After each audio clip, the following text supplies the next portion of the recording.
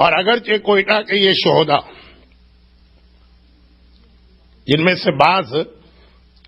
جن کا تعلق پاکستان کے دوسرے علاقوں سے تھا اور ان کی میتیں ان کے اپنے علاقوں میں لے جائی گئی تھیں اور وہ وہاں دفن کیے گئے تھے، لیکن یہ 86 شہداء شہیدان راہ خدا ہیں، اور شہیدان راہ خدا کے حوالے سے ہمارے یہاں نماز ہدیہ قبر یا ہدیہ میت یا وحشت کا رواج نہیں، نماز وحشت۔ لیکن بہرحال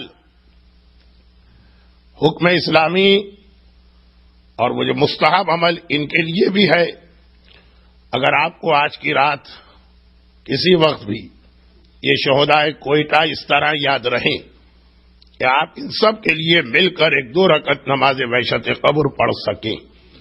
جس کا بہترین وقت تو نماز عشاء کے بعد ہوتا ہے، لیکن فجر تک کسی وقت بھی نہ صرف یہ کہ یہ نماز پڑھی جا سکتی ہے، بلکہ اگر کوئی خاص ڈرائیونگ کا رسک نہ ہو تو یہ نماز بھی سنت نماز ہونے کی بنا پر چلتے پھرتے گاڑی میں بیٹھ کر حتیٰ ڈرائیونگ کرتے ہوئے بھی پڑھی جا سکتی ہے۔ صرف اس لیے میں نے یاد دلایا، وضو ضروری ہے، باتیں نہ کی جائے نماز کے دوران، صرف اس لیے یاد دلایا کہ ہو سکتا ہے کہ بعض افراد کا گھر یہاں سے اتنے فاصلے پر ہو کہ وہ گھر پہنچنے تک گاڑی میں بیٹھے بیٹھے ہی اس عمل کو انجام دے سکیں۔